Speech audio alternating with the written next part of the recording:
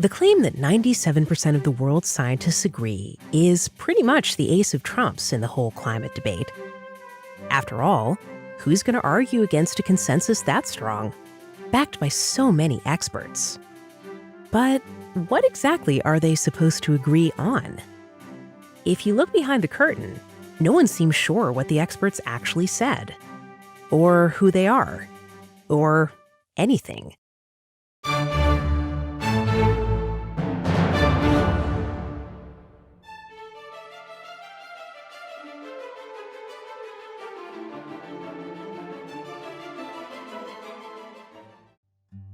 At first glance, it seems straightforward enough.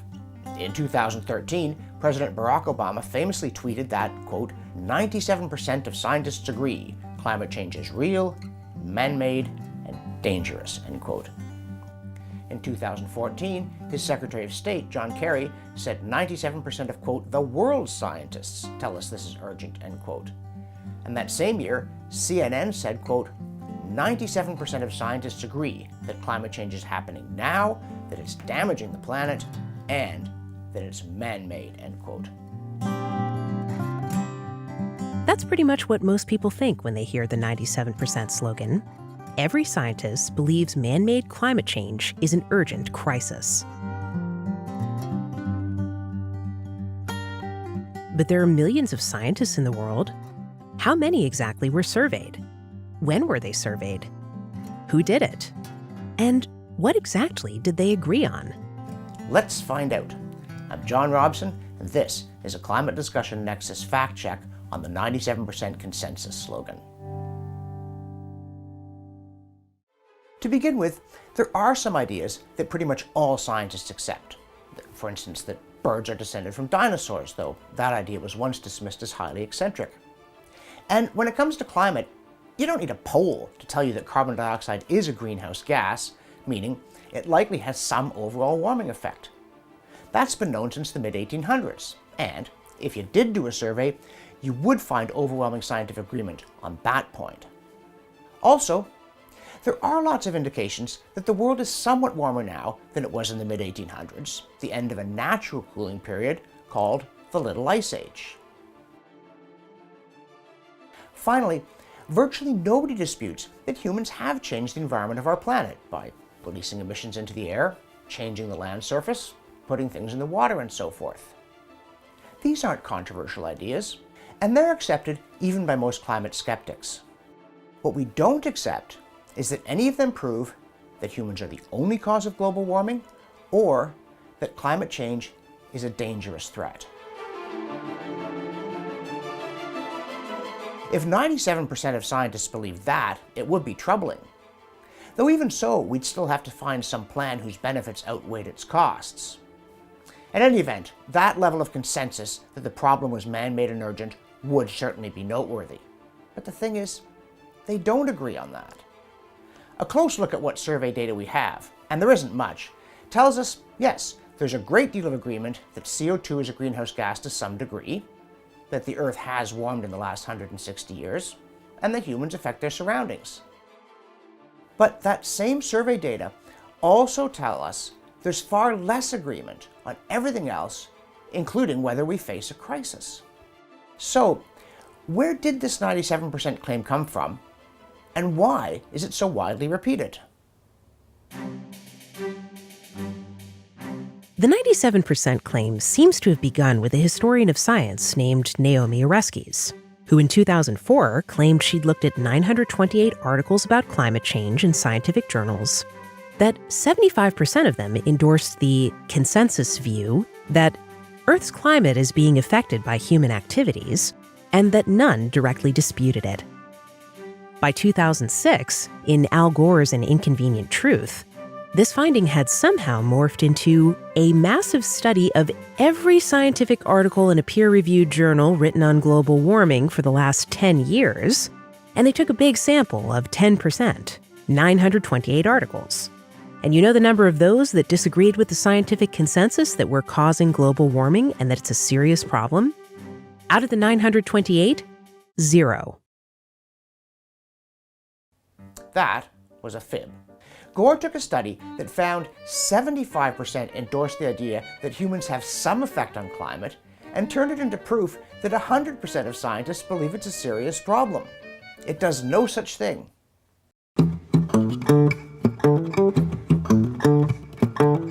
And nor do the handful of other surveys on the subject. For instance, 5 years later, in 2009, a pair of researchers at the University of Illinois sent an online survey to over 10,000 Earth scientists, asking two simple questions. Do you agree that global temperatures have generally risen since the pre-1800s? And do you think that human activity is a significant contributing factor? They didn't single out greenhouse gases, they didn't explain what the term significant meant, and they didn't refer to danger or crisis. So what was the result? Of the 3,146 responses they received, 90% said yes to the first question, that global temperatures had risen since the Little Ice Age, and only 82% said yes to the second, that human activity was a significant contributing factor. Interestingly, among meteorologists, only 64% said yes to the second, meaning a third of the experts in the study of weather patterns who replied didn't think humans play a significant role in global warming, let alone a dominant one. What got the most media attention was that among 77 respondents who described themselves as climate experts, 75 said yes to the second question. 75 out of 77 is 97%. Okay, it didn't get any media attention that they took 77 out of 3,146 responses. But that's the key statistical trick. They found a 97% consensus among 2% of the survey respondents. And even so, it was only that there'd been some warming since the 1800s, which virtually nobody denies, and that humans are partly responsible. These experts didn't say it was dangerous or urgent because they weren't asked. So far, the claim that 97% of world scientists are saying there's a climate crisis is pure fiction. But wait, you say, there must be more. Yes, there is, but not much. Another survey appeared in 2013 by Australian researcher John Cook and his co-authors, in which they claimed to have examined about 12,000 scientific papers related to climate change and found that 97% endorsed the consensus view that greenhouse gases were at least partly responsible for global warming. This study generated headlines around the world, and it was the one to which Obama's tweet was referring. But here again, appearances were deceiving. 2/3 of the papers that Cook and his colleagues examined expressed no view at all on the consensus. Of the remaining 34%, the authors claimed that 33% endorsed the consensus. Divide 33 by 34 and you get 97%. But this result is essentially meaningless because they set the bar so low. The survey authors didn't ask if climate change was dangerous or, quote, man-made, unquote. They only asked if a given paper accepted that humans have some effect on the climate, which, as already noted, is uncontroversial. It could mean as little as accepting the urban heat island effect. So, a far better question would be, how many of the studies claimed that humans have caused most of the observed global warming? And oddly, we do know, because buried in the author's data was the answer, a mere 64 out of nearly 12,000 papers. That's not 97%, it's 1/2 of 1%. It's 1 in 200.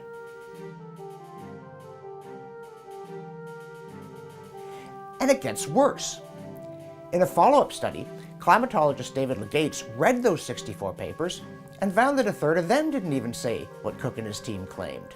Only 41 actually endorsed the view that global warming is mostly man-made. And we still haven't got to it being dangerous.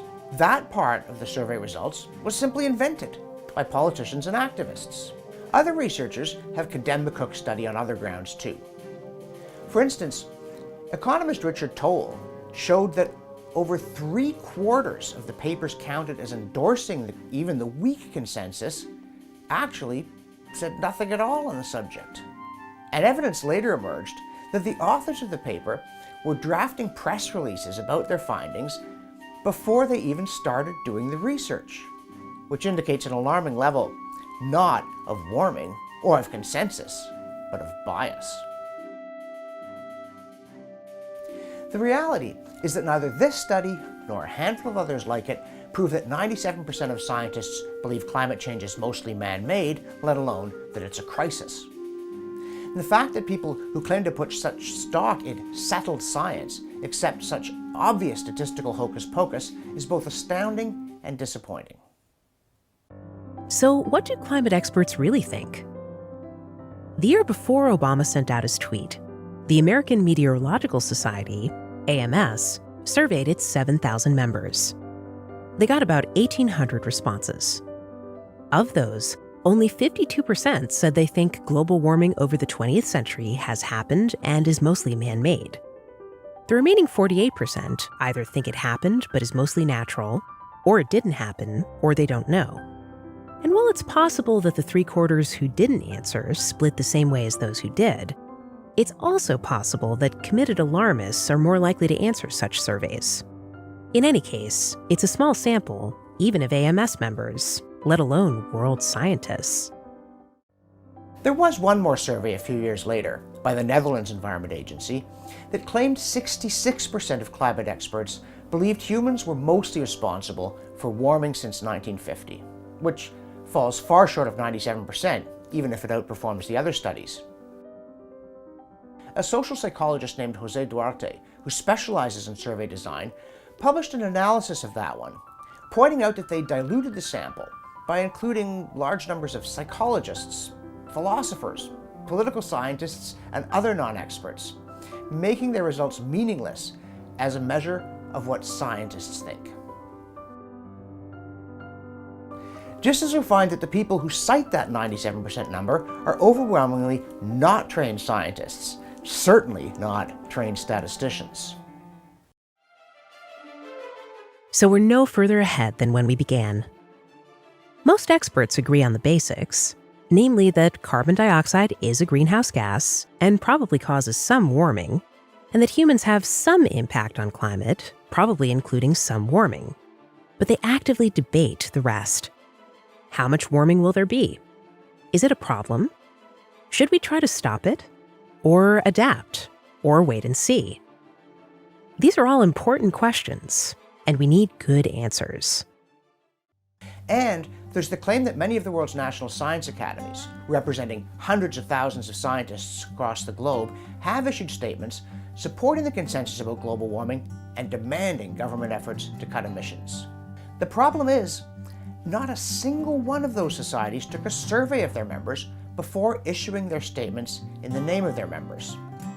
The statements were put out by a small number of activists using their committee positions to make it look as though their views were shared by all the world's experts.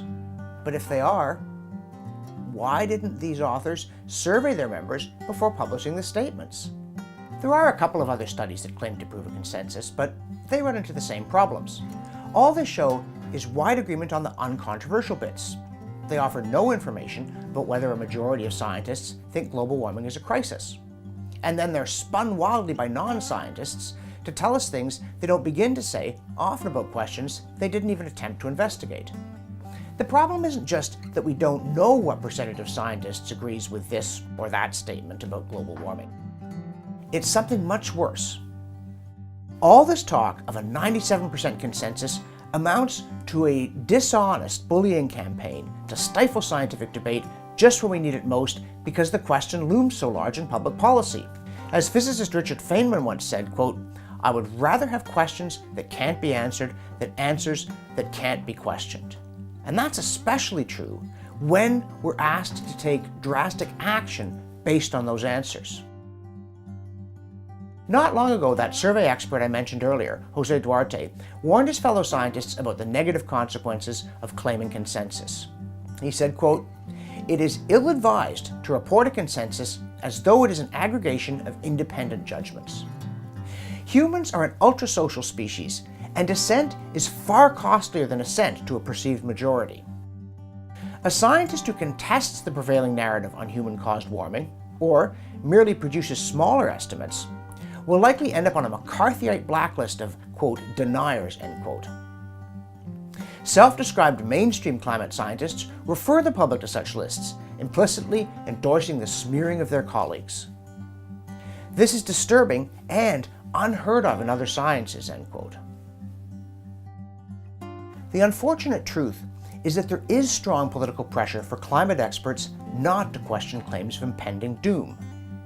Those who do so face steep personal and professional costs, including a barrage of abuse that can be highly unpleasant for people who mostly wanted to devote their lives to the quiet pursuit of knowledge, not to noisy polemics.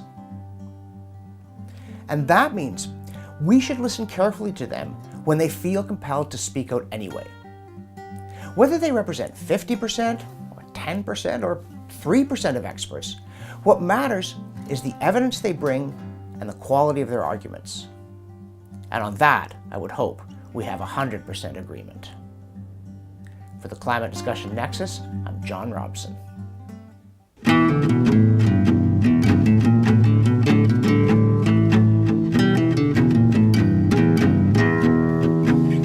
That's right.